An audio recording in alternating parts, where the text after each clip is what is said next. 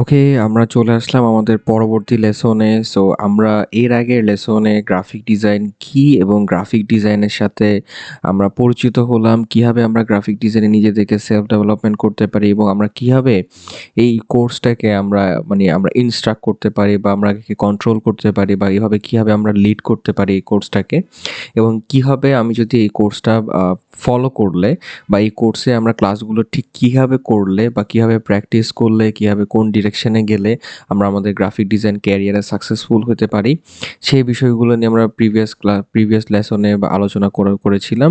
এবং আমরা এই লেসনে যে বিষয়টা দেখার চেষ্টা করব যে আপনার যে গ্রাফিক ডিজাইনের যে অ্যাডোবি ফটোশপ, এই সফটওয়্যারটা অ্যাডোবি ফটোশপ সফটওয়্যারটা কীভাবে আপনারা ডাউনলোড করতে পারেন এবং ইনস্টল করতে পারেন এবং সেট আপ করতে পারেন।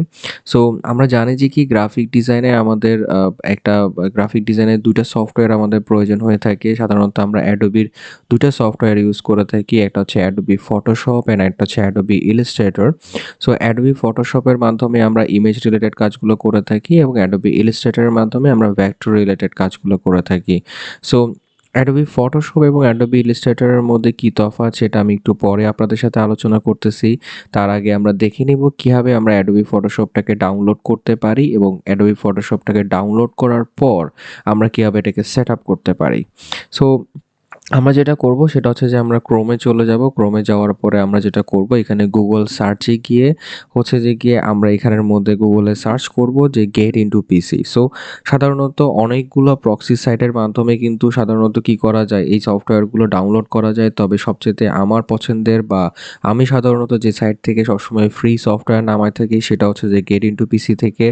এবং গেট ইনটু পিসির যে প্রথম যে ইয়াটা আছে, সেই প্রথম যে বাটনটা বা প্রথম যে লিঙ্কটা আছে, এই লিঙ্কটাতে যদি আপনি ক্লিক করেন তাহলে সেক্ষেত্রে দেখতে পারবেন যে আপনার এখানের মধ্যে আপনার গেট ইনটু পিসি এবং getintopc.com অ্যাড্রেসটা ভালো করে খেয়াল করে দেখবেন।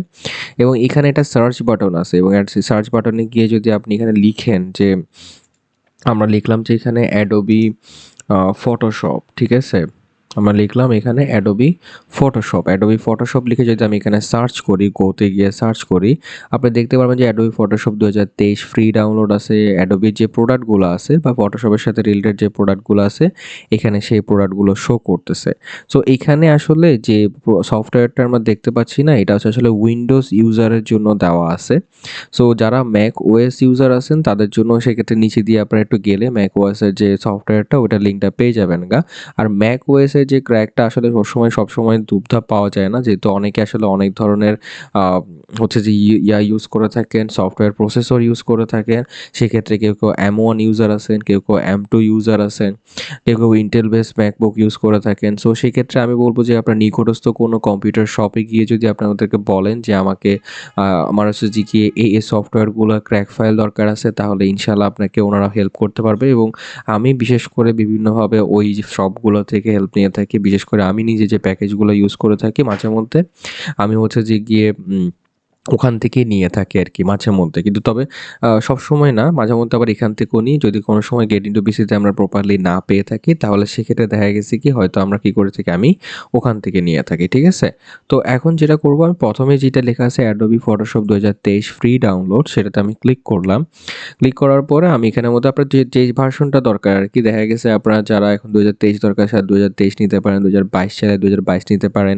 অথবা দেখা গেছে সামনের সালে 2024 সাল আসবে, আপনি 2024 সালেরটা কি করবেন? আপগ্রেড করবেন। এবার 25 সাল আসলে 25 সালে আপডেট করবেন। এভাবে করে যত সাল, যেই সালটা আসবে, সেই সালের ভার্সন আপনারা চাইলে ইউজ করতে পারেন। এবং আপনারা একটু ভালো করে প্রসেসটা দেখে নিবেন বা দেখে তারপর হচ্ছে যে গিয়ে এটা ডাউনলোড করে নিবেন। কারণ মাঝে মধ্যে কি হয় যে, যেই সালে আমরা সফটওয়্যারটা ডাউনলোড করতে চাই, সেই সালে দেখা গেছে কি আমরা হচ্ছে যে গিয়ে মাঝে মধ্যে কোনো বাগ ইস্যু থাকে বা প্রবলেম থাকে। সেক্ষেত্রে আমরা কি করতে পারি না, সেটাকে সলভ করতে পারি না বা ওইটাকে দেখে ওভাবে ফিক্স করতে পারি না।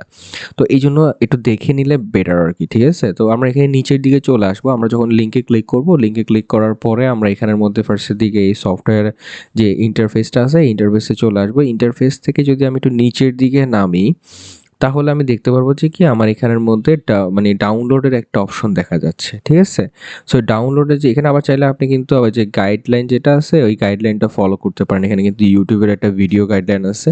এটা যদি আপনি ক্লিক করেন তাহলে সেখানে দেখা গেছে আপনাকে YouTube এর ভিডিওতে দেখায় দিবে যে কিভাবে আপনি চাইলে কি করতে পারেন। এখানে গাইডলাইন আছে। গাইডলাইনটা ফলো করে আপনি চাইলে কি করতে পারবেন আপনার এই Adobe এটাকে ইনস্টল করতে পারবেন। তবে আমরা কিন্তু যেহেতু অলরেডি দেখায় দিচ্ছি আপনার গাইডলাইনটার দরকার নেই। বাট তারপরেও যদি আপনি কোনো কারণে মিস করেন, বুঝতে অসুবিধা হয় আসলে কিভাবে করা হইছে, তাহলে সেক্ষেত্রে আমরা যদিও বা খুব স্টেপ বাই স্টেপ স্লোলি আপনাদেরকে প্রত্যেকটা পার্ট বুঝানোর চেষ্টা করতেছি। তাহলে সেক্ষেত্রে আই থিংক আমার মনে হয় যে কি আপনারা এই জিনিসটা ভালো মতো বুঝতে পারবেন। সো ডাউনলোড 64 এখানে যদি আপনি ক্লিক করেন তাহলে কিন্তু আপনার ডাউনলোড প্রসেসিং শুরু হয়ে যাবে। সো আমার এখানে যেহেতু এটা অলরেডি ডাউনলোড করা আছে, তাই আমি হচ্ছে যে গিয়ে এটাকে ডাউনলোডে দিচ্ছি না, আপাতত ক্লোজ করে দিচ্ছি। এবং একটা জিনিস খেয়াল করে দিবেন, এখানে বলে দিছে যে ডাউনলোডের ক্ষেত্রে আপনার ডাউনলোড করার পরে পাসওয়ার্ড 123 দিয়ে দিছে। দ্যাট মিনস আপনি যে জিনিসটা ডাউনলোড করছেন ওই জিপ ফাইলটা ওপেন করার জন্য আপনার পাসওয়ার্ডের প্রয়োজন আছে, সেটা ওরা বলে দিছে 123। সো আপনি ডাউনলোড করার পরে আপনি দেখা গেছে কি এরকম একটা জিপ ফাইল খুঁজে পাবেন। ঠিক আছে? মানে আপনি এরকম একটা জিপ ফাইল পাবেন। এই জিপ ফাইলটাকে আপনি ডাবল ক্লিক করে কি করতে হবে? ওপেন করতে হবে। সো ডাবল ক্লিক করে ওপেন করতে ওই যে এই যে পাসওয়ার্ড খুঁজতেছে, সো এই পাসওয়ার্ডটা একটু আগে যে পাসওয়ার্ডটা আমাদেরকে দিছে, এখানে বলছে যে ইউজ করতে 123। আমরা এখন কি করব? এই পাসওয়ার্ডটাই কি করব? এখানের মধ্যে ব্যবহার করব। 123 যদি আমরা পাসওয়ার্ড দিয়ে যদি এটা ওকে দিই তাহলে দেখবেন যে আপনার জিপ ফাইলটা ওপেন হয়ে গেছে। আমি এটা ক্রস করে দিচ্ছি। এন্ড আমি যদি এখানে এক্সট্রাক্ট টু তে ক্লিক করি এবং এখানে যদি ওকে দিই তাহলে কি হবে? এটা ফোল্ডারে কনভার্ট করে ফেলবে। মানে জিপ ফাইল থেকে এটা ফোল্ডারে হবে। যেহেতু এটা কম্প্রেস করা আছে এখন বর্তমানে, আমি এটাকে কম্প্রেস থেকে আলাদা করে নিচ্ছি। ঠিক আছে? এরপরে কম্প্রেস থেকে আলাদা করে নেওয়ার পর আমি এখানে ফোল্ডার একটা পাইলাম। এই ফোল্ডারটা আমি ওপেন করার পরে এখানে ডাবল ক্লিক করে ওপেন করলাম। আবার ডাবল ক্লিক করে আমি ওপেন করলাম। এখানে দেখবেন যে এখানে সেটআপ ইএক্সি নামে একটা অপশন আছে। এখানে যাবেন, যাওয়ার পর আপনি এখানে ডাবল ক্লিক করার পরে আপনাকে হচ্ছে যে ইনস্টলেশনের পারমিশন খুঁজবে, তখন আপনি ইয়েস দিয়ে দিবেন। ইয়েস দেওয়ার পরে আপনাকে এখানের মধ্যে খুঁজতেছে যে আপনি কোন জায়গায় এটাকে ইনস্টল করতে চাচ্ছেন, লোকেশনটা কোন জায়গায়। সো আপনি এখানের মধ্যে ইয়েস দিয়ে দিলেন, নেক্সট দিয়ে দিলেন, তারপর আপনি এখানের মধ্যে ইয়েস দিয়ে দিবেন। যে আমার এখানে দেখাচ্ছে যে already exist, would you like to install that folder anyway. So আমার যেহেতু অলরেডি এখানে ইনস্টল করা আছে, তাই এখানে হচ্ছে যে কি জিনিসটা দেখাচ্ছে যে কি অলরেডি এক্সিস্ট আছে। এখন আমি যদি আবার ইনস্টল করতে চাই তাহলে ইনস্টল করতে পারি। সো আমি আসলে ইনস্টল করব না আর, কারণ আমার এখানে তো অলরেডি ইনস্টল করা আছে। আবার রিইনস্টল করতে গেলে হয়তো ইয়ে হবে। আপনাদের এখানে কিন্তু এই জিনিসটা আসবে না। এরপর নেক্সটে গিয়ে আপনি যদি ক্লিক করেন তাহলে ইংলিশ একটা অপশন আসবে আপনাদের। ঠিক আছে? তো ইংলিশ একটা অপশন আসার পরে ধরুন আমি এখানে ইয়েস দিয়ে দিলাম। ঠিক আছে? আমি এখানে ইয়েস দিয়ে দিলাম আপনাদের দেখানোর জন্য। এরপর হচ্ছে যে আমি এখানের মধ্যে ব্রাউজে এখানে নেক্সট দিয়ে দিলাম যে ফোল্ডারটা আসলে কোথায় রাখতে যাচ্ছি আমি। আপাতত আমি এটা নেক্সট দিয়ে দিচ্ছি, তারপর হচ্ছে নেক্সট দিয়ে দিচ্ছি, তারপর এখানের মধ্যে ফাইলের ক্ষেত্রে আমি ইনস্টলে ক্লিক করতেছি। সো ইনস্টলে ক্লিক করার পরে আমাদের বিষয়টা কি হয়ে যাবে? অটোমেটিকলি আমাদের যে 2023 সালের যে সফটওয়্যারটা বা ফটোশপে যে 2023 সালের যে সফটওয়্যারটা, ওটা হচ্ছে যে কি আমাদের ডিভাইসে সুন্দর মতো ইনস্টল হয়ে যাবে। তো এই ক্ষেত্রে দেখা গেছে কি আমরা হচ্ছে যে কি করতে পারবো, 2023 সালের যে আমাদের ফটোশপ সফটওয়্যারটা ওটা আমরা ব্যবহার করতে পারবো। সো এই বিষয়টা হচ্ছে যে কি খুবই সিম্পল এবং খুবই নিট অ্যান্ড ক্লিন। আপনারা হচ্ছে জাস্ট খালি সিম্পলি গেট ইনটু পিসিতে যাবেন, এরপর হচ্ছে জিনিসটাকে ডাউনলোড করবেন, তারপর হচ্ছে যেটাকে ইনস্টল করবেন এবং ইনস্টল করার মাধ্যমে আপনি এখানে প্রত্যেকটা স্টেপ যদি ভাবে ফলো করেন, ফলো করার পর আপনি এখানে ক্লিক দিয়ে দিবেন। দ্যাটস ইট, আর কিছুই না। আমার এখানে ইনস্টল করা ছিল, বাট আমি আবার রিইনস্টল করে নিচ্ছি নিজের ডিভাইসে। তো ইনস্টল করে আপনি এখানের মধ্যে সুন্দর মতো কাজটা করতে পারবেন এবং এটার প্রসিডিউরটা খুব ইজি। যদিও বা অনেকে হচ্ছে যে কি তাদের নিজস্ব ভিপিএন বা তাদের ইন্টারনেট ব্রাউজার কিছু সাইট থাকে, ওখান থেকেও ডাউনলোড করে নামায়।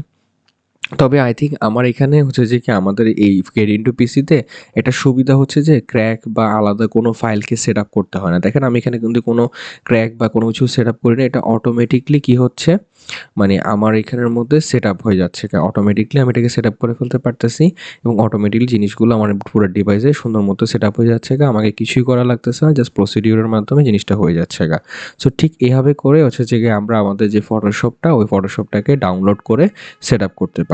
তো আমাদের এই ছিল আজকের লেসন, এটা ফিনিশ হয়ে গেছে আজকের লেসন। সো আমরা পরবর্তী লেসনে ফটোশপটাকে ওপেন করে এটার ভিতরে ইন্টারফেস সম্পর্কে একটু আলোচনা করব এবং কিভাবে এটার ভিতরে ইন্টারফেসগুলোতে কোন ধরনের কোন টুলস কী ধরনের কাজগুলো করে সেগুলোর সাথে আমরা একটু মানে পরিচিত হব এবং দেখার চেষ্টা করব যে কোন টুলস আসলে কীরকম। জাস্ট একটা সিম্পল ব্রিফ থাকবে আরকি, ঠিক আছে? মানে ওটার মাধ্যমে আপনি জানতে পারবেন যে আসলে ইন্টারফেসের টুলসগুলো কি কাজ করে। যদিও বা আমরা পরবর্তীতে দেখা গেছে ডিজাইনে যখন কাজগুলো করব বা প্র্যাকটিস করব, তখন আমরা জানতে পারবো যে হ্যাঁ, এই টুলসটার ব্যবহার এরকম। বাট একটা নরমাল একটা ব্রিফ দেওয়া বা জানার জন্য যে হ্যাঁ, এই টুলসের কাজ এরকম হইতে পারে। সো পরবর্তীতে এই জিনিসগুলো দেখে আমরা হচ্ছে শিখার চেষ্টা করব। সো আমরা চলে যাচ্ছি আমাদের পরবর্তী লেসনে।